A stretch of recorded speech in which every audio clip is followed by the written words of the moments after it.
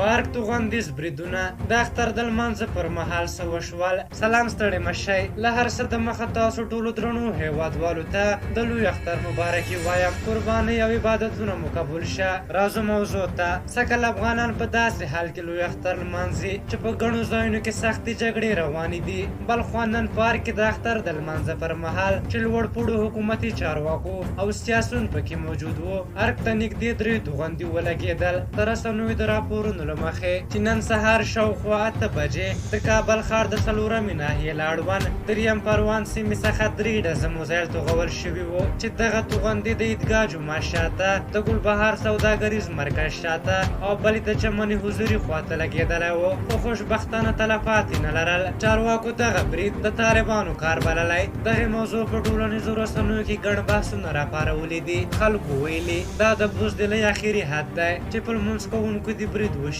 دوی وایي دښمن په دې کار سره وښودله چې هېڅ شي ته احترام نه لري. ځینې بیا د برید پر مهال د افغان سیاسونو حرکاتو باندې غږېدلي. باید ووایو چې د غږ پر مهال غبرګون طبیعي دی او د انسان په واک کې نه دی او یو ناڅاپه غږ سره حتما همداسې کیږي. خو آفرین دې په دوی وي چې تر پایه لمونځ په ارامه پای ته ورسولو. ځینې بیا د ولسمشر غني زړورتیا او طبیعي پیاوړتیا ته حیران دي چې په ناڅاپي غږونو سره حتی و هم نه خوځېد. خلکو ولسمشر غني یو پولادي او زړور انسان بللی. امرالله صالح په اړه بیا ځینو ویلي چې د نورو په نسبت زیات ولړزېد. خو باید وویل شي چې په امرالله صالح څو ځلې سخت بریدونه شوي او تا بنده په ذهن تاثیر لري او د ناڅاپي ډول بیا تکرار سره داسې کیږي. په دې اړه د پکتیا پخواني والي حلیم فدایي لیکلي د لومړي معاون ښاغلي امرالله صالح په معمولي ټکان مو خولې وازې کړې دي، اما ملا هیبت الله چې له ډاره خپل مخ نشي ښودلی خولې مو ګونګې نیولې دي. د طالب په راکېټونو